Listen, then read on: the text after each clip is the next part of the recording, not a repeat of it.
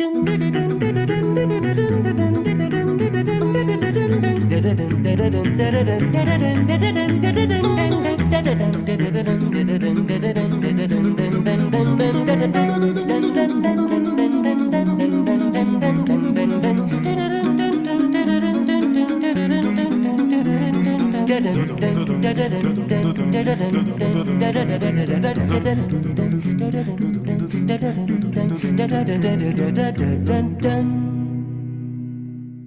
evening, ladies and gentlemen. We're so glad to welcome you as part of our community tonight. Please note that this webinar is being recorded and distributed live stream. By entering this virtual meeting room, you give your consent to be recorded and distributed by Vienna Live with Simeon Morrow and other third parties. If you prefer to not be recorded, please go to the LinkedIn Live video feed, the link to which I've just placed in the chat room. This show thrives on participant contributions, and all participants are encouraged to actively participate by asking questions and making comments. To do so, please either write in the chat room, turn on your microphone, say hi, and we'll be delighted to include your perspective in the conversation. Tonight, our featured guests are violin maker Avshi Weinstein, who together with his father Amnon manages the project Violins of Hope, and Sandy Rosen, chair of Violins of Hope, Pittsburgh. Welcome, Avshi. Thank you. Good to be here. Can you tell us a little bit about how you got into violin making and yourself? So my grandfather, when he immigrated to Palestine in 1938, he opened the first workshop in 1939. He was a very good violinist, but realized that there are very good musicians in Israel, and probably someone needs to work on their instruments. So before immigrating, he studied a bit of violin maintenance and restoration. And in 1939, after he picked enough oranges and had enough money, he opened our first workshop. My father later on worked with him and then moved to Cremona for 4 years to study violin making in the School of Violin Makers in Cremona, and later on did his apprenticeship in Etienne Vatelot's workshop in Paris. And wow. When I was growing up, vacations were used sometimes with my father at the workshop, and somehow it came to be that I'm now the third generation. Wow. And tell us now, Avshi, how did this project, what is Violins of Hope? How did it get started? In a way, it started by a mistake. My father had an apprentice from Dresden, from Eastern, what was then just before Eastern Germany. He came to work for my father in 1991. So just recently after the Berlin fell down. And my father had a very big collection of instruments, which my grandfather bought from musicians in Israel, mainly from what was then the Palestine Orchestra, today the Israeli Philharmonic. And they were German-made instruments. And German-made instruments, people didn't want to play on them after the war. Many of them sold it to my grandfather. He bought what he could, knowing that basically if nobody wants to buy anything German, how can you sell German goods? You can't. So they basically stayed for many years as a collection. And when he saw those instruments and he heard the story of how they came to Israel with the musicians who basically established the Palestine Orchestra, he asked my father to give a lecture in Germany for the German and Austrian Violin and Bow Making Association. And this was the first lecture of what was later, and today is basically Violins of Hope. Incredible. Let's take a look now at some of the violins. So we're going to look at two different violins, and this first one, so this is called the Kronberg violin, is that right?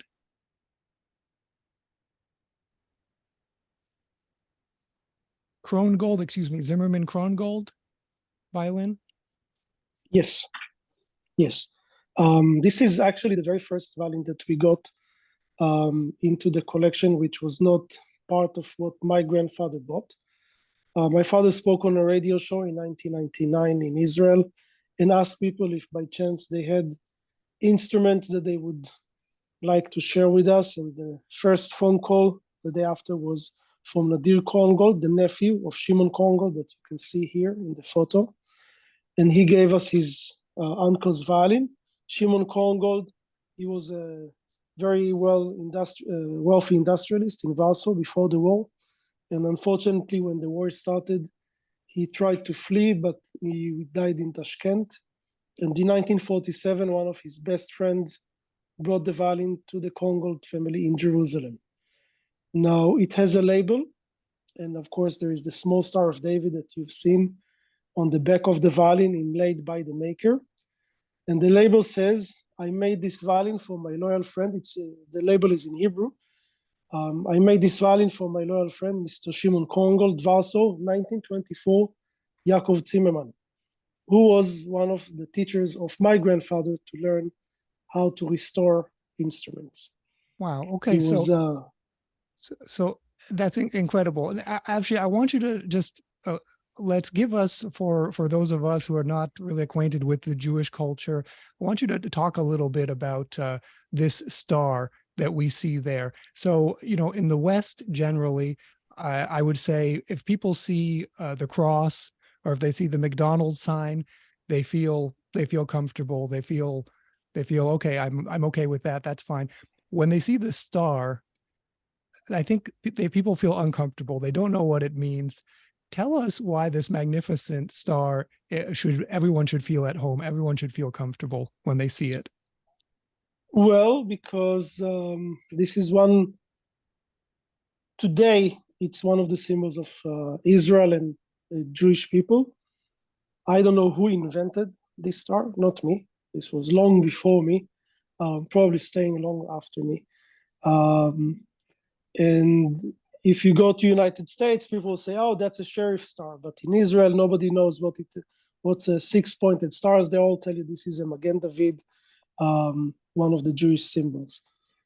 I don't know how, I think this was around 1890. It started to become like the Zionist movement symbol, and later on for Jewish people. And you can see many Jewish people wearing necklaces with Star of David and things like that, like many Christians would wear necklaces with crosses and these kind of things. And tell us about, so it's the Star of David. What does that mean exactly? I'm not 100% sure where the name comes from. I don't know to tell you that King David had a shield with this that looked like that. I never met the guy, never seen a real painting that would say, okay, this is coming from there. But from what I know, this was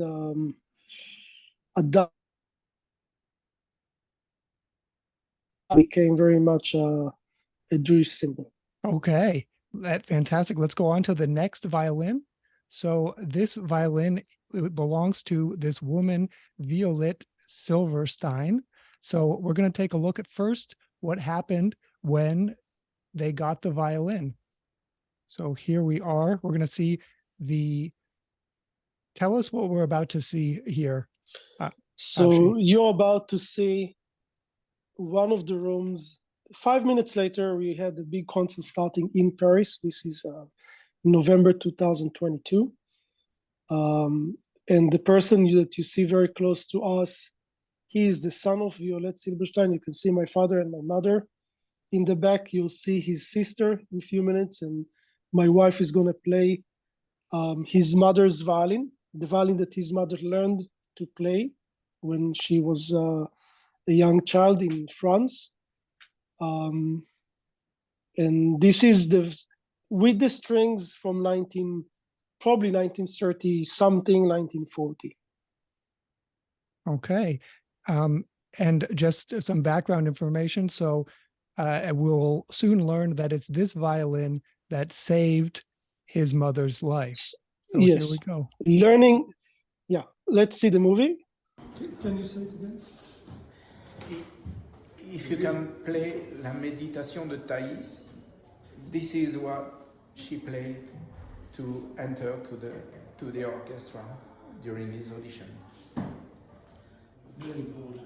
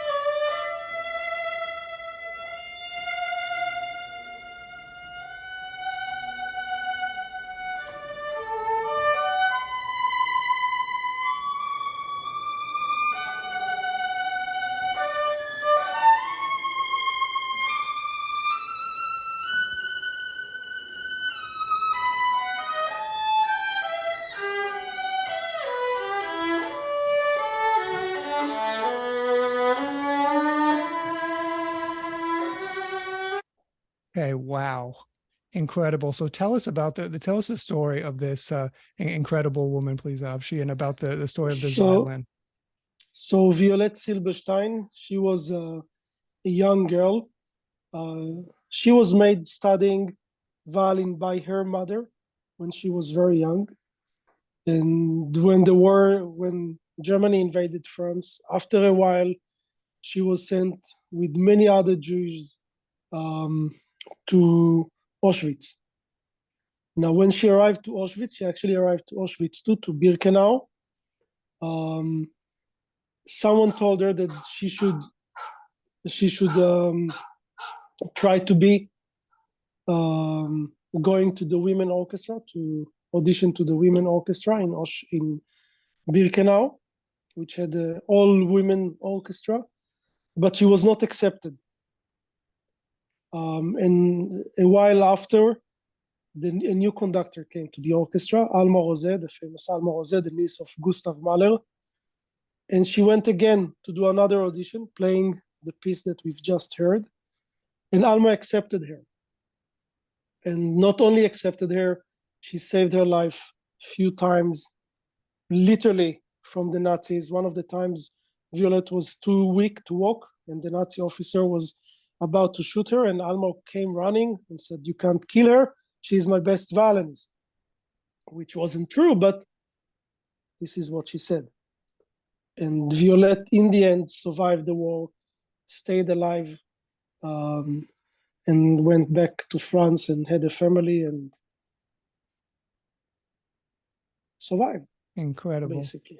Incredible. So tell us now, we're going to see your father working on the violin. He's because when Yes, your wife was playing the so the Meditation, violin, I took you can't really see the condition the violin is in, but the strings were from 1930 something. We just decided to tune it to see if there is something coming out, and of course afterwards we took it apart, and it took almost 6 months to repair until the violin was ready. Okay, let's watch a little bit of this. I took off the block that was glue on 2 points maybe, and then you can see still the dirtiness that the block was collecting all the years that the violin was closed. Now I'm finishing cleaning the ribs from the rest of the block. Very soon I have to put some clamps to keep the forms of the ribs. Otherwise, because of so much water, they will lose their shape. Okay, so I'd like us now to just look quickly at the other, just the rest of those slides. So again, this is a book that she Yes, that she wrote her story. afterwards. This is a children book in French. Yes. Incredible. Here are the photos again Yes. of your father repairing the violin. You can see this is, yeah. There is lots of woodworm damage to the violin, as you can see here.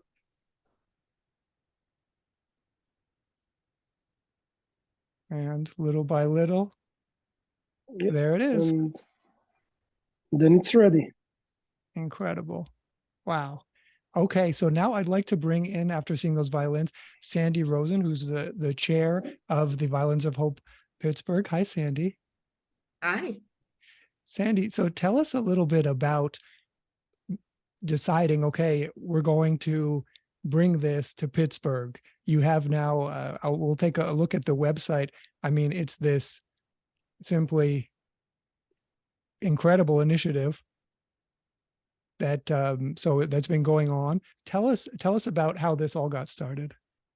Well, thank you so much. And it is incredible. And I can't believe it myself. I met Avshi in the spring of, well, the winter and very early spring of 2019. I'm fortunate enough to vacation in Phoenix during the winter. And when the Violins of Hope were coming to Phoenix, I volunteered to be a docent. Little did I know when I volunteered that October 27th, 2018 would have preceded the arrival of Avshi and the Violins of Hope in Phoenix, because that date 5 years ago, this Friday, was the date of the worst Jewish atrocity ever conducted in the United States. It happened to be in Pittsburgh, in my community, at the Tree of Life congregation.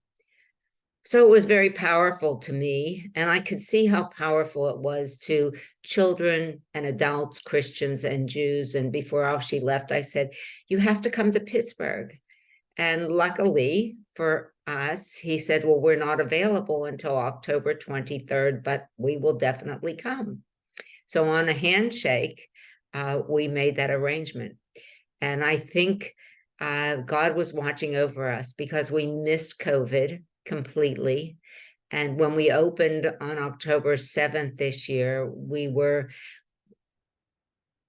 fully looking forward to the most amazing events. And then the tragedy in Israel happened on our opening day. So I don't know why this time and this place, but the Pittsburgh community embraced the Jewish community in 2018 and has stood beside us ever since. The response by our community partners and our funders has been overwhelming. There are programs, sometimes as many as 3 a day, every day through the end of our project, which ends on November the 25th. Yesterday, Monday, Tuesday, and Wednesday of this week, 2 of us went to 4 schools, and between us, we saw 2,000 middle and high school kids. I've been a docent for a very long time, so I know what it's like to bring children into an exhibit and to talk to them, and they get restless. But we go into these schools and there's not a sound. The kids are captivated, interested, and they have incredibly moving experiences. We were in a public library and did a program called Dora Does the Horror. It was for young children. The horror is a traditional Jewish dance, and a 10-year-old picked up one of the violins, and when she realized it was over 100 years old, tears started to stream down her eyes. So we're making an impact. It's important not just for the Jewish community, because it wasn't only 6 million Jews who were killed during the Holocaust. It was people with disabilities. It was LGBTQ members of the community, people of color, political dissenters.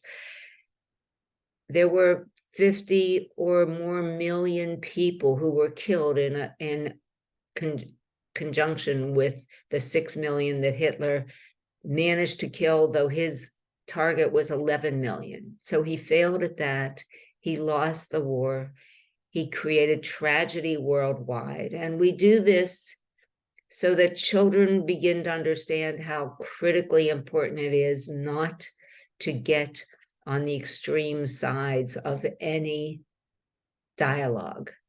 Because whether whether you're 5 years old and in a school playground, or you're 55 and you're going to the voting booths, the people on the extremes polarize us, pull us apart, and create a world that is very frightening personally to me.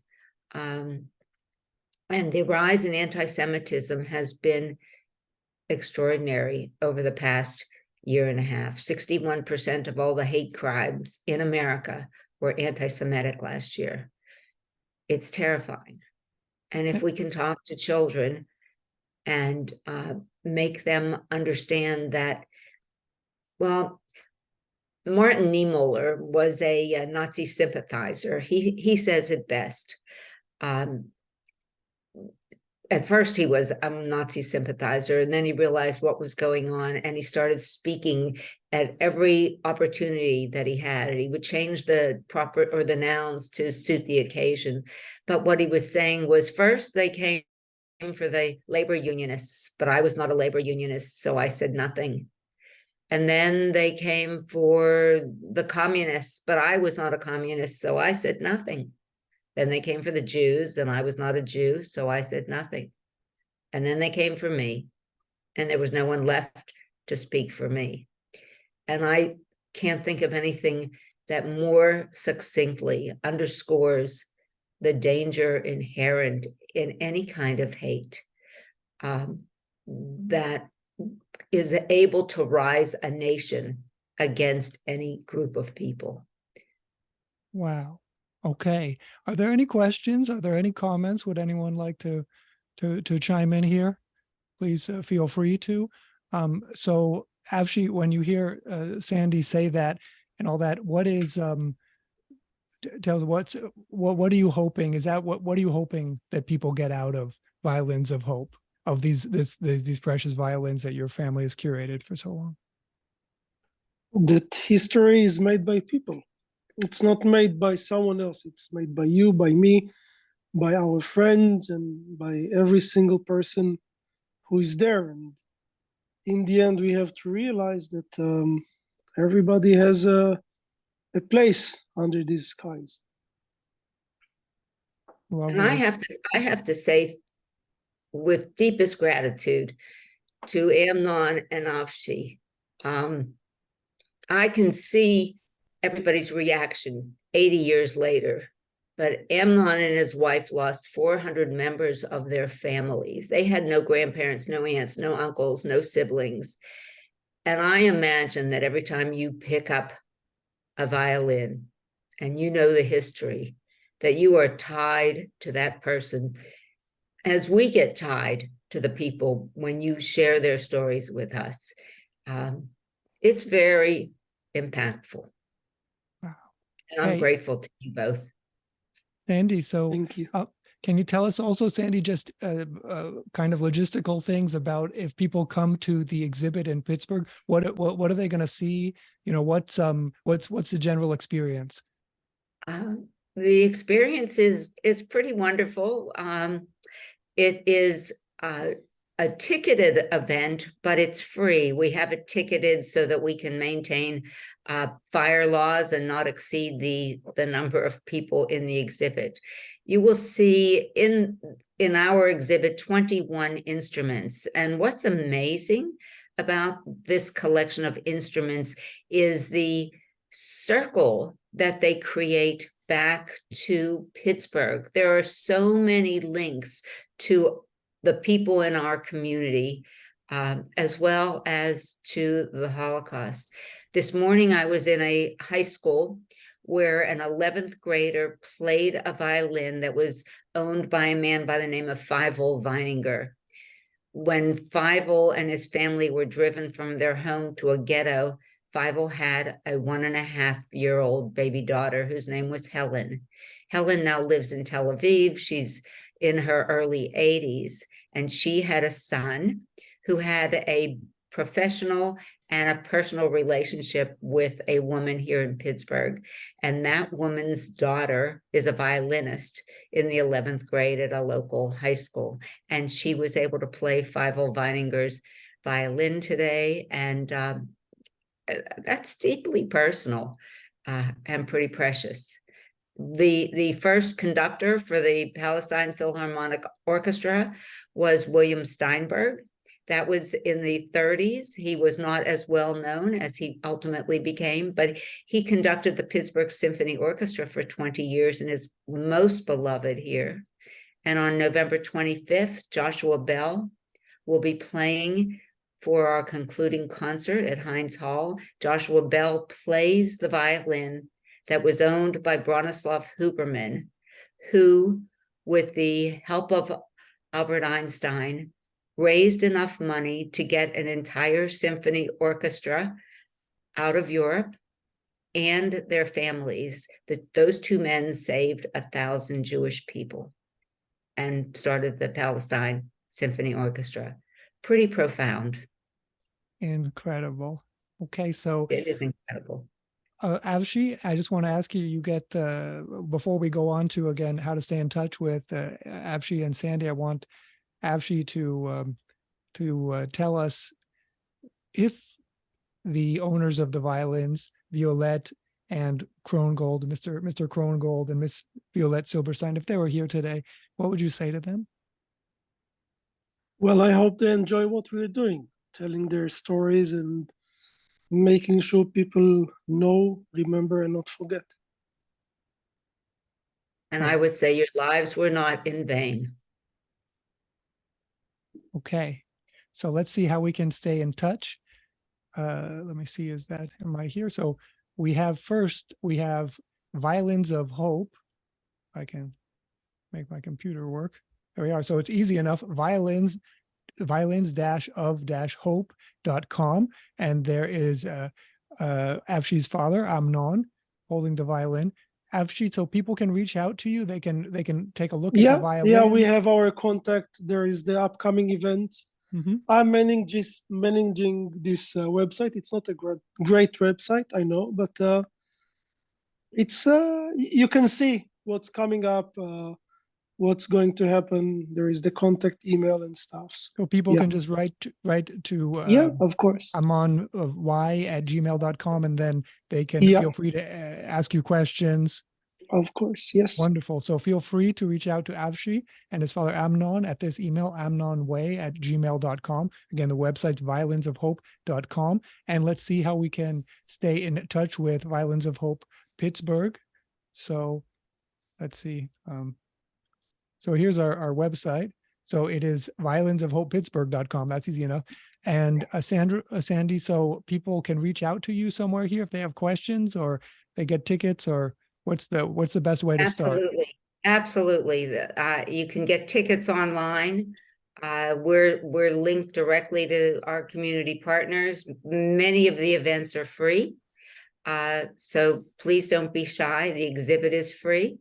And feel free to contact us or by phone or email us. I guess email is best because there are only 3 of us who are really manning this website.